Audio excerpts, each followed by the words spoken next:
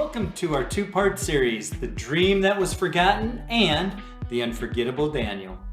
George Washington once said, "Few men have the virtue to withstand the highest bidder." He was right. Most people have their price. True integrity is rare, but that's exactly what God is looking for.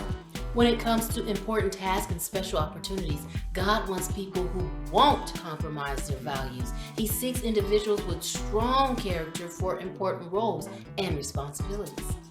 Hello, I'm Linnetta. I'm Patrick. And together we are co-founders of Vertical Connections, Inc. Thank you for joining us once again. If you're new to this channel, welcome. Please be sure to subscribe. Everyone click the like button, the bell icon, and share this message. Also, we greatly appreciate when you leave comments, and we look forward to those in the future. Daniel was such a person, known for his unwavering commitment and exceptional character. His steadfast integrity set him apart, making him the chosen vessel through which God revealed the grand unfolding of humanity's redemptive history. To be entrusted with such profound insight into the course of human events is a significant and special responsibility. Daniel's life highlights the extraordinary honor of being selected by God to offer a pivotal understanding of world events. In chapter 2, we begin to see this calling unfold. The book of Daniel, chapter 1, sets the stage for the rest of the book, highlighting themes of faithfulness, divine wisdom, and the contrast between God's people and the surrounding culture. In this chapter, we learn that Daniel has set an uncompromising standard for his own life, and that Daniel had an amazing commitment to a virtuous and righteous character. And because of that, he becomes God's chosen man. Oh, yes. Looking back at Daniel 1:17, we see a crucial point. The verse states, "As for these four youths," referring to Daniel and his three friends, Hananiah, Mishael, and Azariah, "God gave them learning and skill in all literature and wisdom, and Daniel had understanding in all visions and dreams." This statement highlights Daniel's unique distinction. While all four were blessed with wisdom and knowledge, Daniel was uniquely endowed with the ability to interpret visions and dreams, setting him apart from the rest. In simple terms, Daniel was chosen by God to reveal important messages. He was the one through whom God would speak directly. This extraordinary teenager was given a more detailed and complete vision of future events than anyone else in the Old Testament. Daniel's strong character and unwavering principles allowed him to make a significant impact on the world. His influence was so profound that his book and prophecies continue to shape understanding of God's plan for the nations and Israel. Through Daniel, we get a clear view of God's grand design for the world. In Daniel 2, 1 through 13, we'll cover four key aspects: the dream itself, the resulting dilemma, the deficiency in the king's advisors, and the decree that follows. Let's look at the dream in the first three verses. Daniel 2, 1 through 3. We read, "In the second year of the reign of Nebuchadnezzar, Nebuchadnezzar had dreams. His spirit was troubled, and his sleep left him. Then the king commanded that the magicians, the enchanters, the sorcerers, and the Chaldeans be summoned to tell him his dreams. So they came in and stood before the king. And the king said to them, 'I had a dream, and my spirit is troubled to know the dream.'"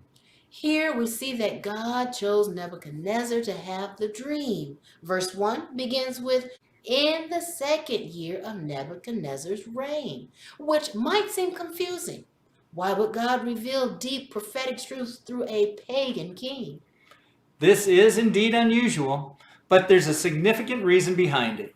At this time, Israel was morally and spiritually corrupt, much like the Chaldeans and Babylonians. In fact, from a biblical perspective, Israel was in the worst shape because it had turned away from the truth it once knew. It's one thing not to know the truth, but it's even worse to know it and reject it. As a result, God had effectively ceased to dealing with Israel for the time being. God's people had fallen into severe idolatry, leading to their judgment during the Babylonian captivity. It was striking for God to use a pagan king to deliver one of the greatest revelations in redemption history. a powerful rebuke to Israel's sins.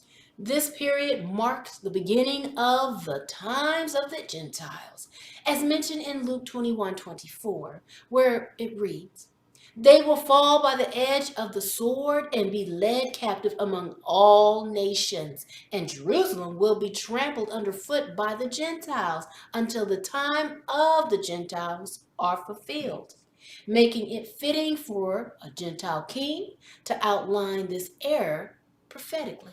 So Nebuchadnezzar had troubling dreams, and one night he lay in bed pondering his mortality and the future of the world. With empires like the Assyrians and Egyptians fallen and Judah in decline, he wondered what would become of his own empire. So, as he slept, God gave him a series of troubling dreams. These dreams were so distressing that they kept him awake. And despite having multiple dreams, he could not vaguely recall parts of them. The profound sense of dread remained, but the details eluded him. This was part of God's plan, to reveal something significant through the dream while also causing the king to forget it. In his panic and confusion, Nebuchadnezzar called upon all the magicians, astrologers, sorcerers, and Chaldeans to interpret his dream, as he could neither recall nor understand it. He sought the wisdom of his advisors to help him with the troubling visions. People of this time believed that dreams were very important, so they were very anxious to help the king in this matter. And when they saw, no doubt, how concerned he was, they were even more anxious as he announces to them his problem in Daniel 2:3. And the king said to them, "I had a dream, and my spirit is troubled to know the dream." But when the Chaldeans asked the king to tell them his dream so they could interpret it, we see how he responds in verse 5. The king answered and said to the Chaldeans, "The word from me is firm. If you do not make known to me the dream and its interpretation, you shall be torn limb from limb, and your houses shall be laid in ruins." Now, he is upset. Oh, yes. That dream really has him twisted up. Then in verse 6, he states, "But if you show the dream and its interpretation, you shall receive from me gifts and rewards and great honor. Therefore, show me the dream and its interpretation." He says, you have two choices. Either tell me the dream and its interpretations, or I'll ruin your houses and chop you to pieces. Or, on the other hand, if you succeed, you'll receive great rewards and honor. Nebuchadnezzar seems to be putting them to the test, revealing his cynicism. He probably thought this advisor were charlatans and wanted to see if they could truly deliver on their claims of supernatural insight. For in the Old Testament, forgetting a dream was seen as a sign of divine anger. Adding to this panic, he declares, "The thing is gone from me." Though some interpret this differently, suggesting he might know the dream, but is withholding it from them. Well, look at their reply in verse 7. They answered again and said, "Let the king tell his servants the dream, and we'll show the interpretation." They were really standing their ground because they have no other choice, for they face an impossible dilemma. There was no way they were going to come up with his dream if he couldn't give them the details. So there is the dream and the dilemma, which leads thirdly to the deficiency. The deficiency in verse 10, the Chaldeans answered the king and said, "There is not a man on earth who can meet the king's demand. For no great and powerful king has asked such a thing of any magician or enchanter or Chaldean." The significance in that is that they were flat out right. There wasn't a man on the earth that could reveal it. Such truth doesn't come from the earth. If you think that anybody could really predict the future on the earth, you're wrong. Right. In verse 11, the thing that the king asks is difficult, and no one can show it to the king except the gods, whose dwelling is not with flesh. This highlights their dire situation. They face death and have lost all credibility because they can't meet the king's impossible demand. This response is met with verse 12, where the king's anger is described.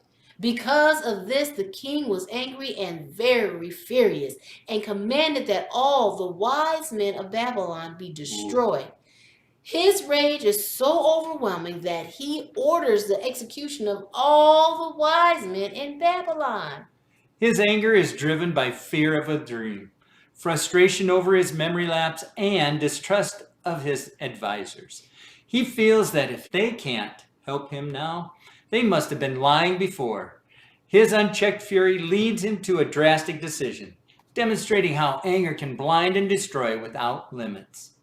With this anger, the king sends out the decree in verse 13. So the decree went out, and the wise men were about to be killed, and they sought Daniel and his companions to kill them. Why? Because Daniel and his fellows were part of the core of court advisors. They were part of the quote-unquote wise men.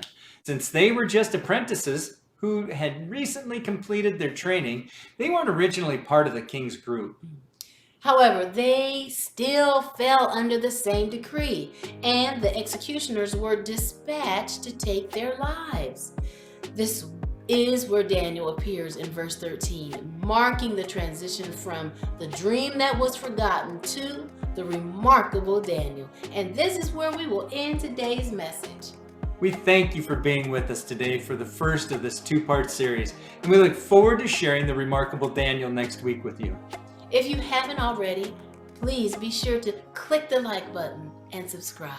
We greatly appreciate it. So until next time, Get connected to go vertical. Bye-bye.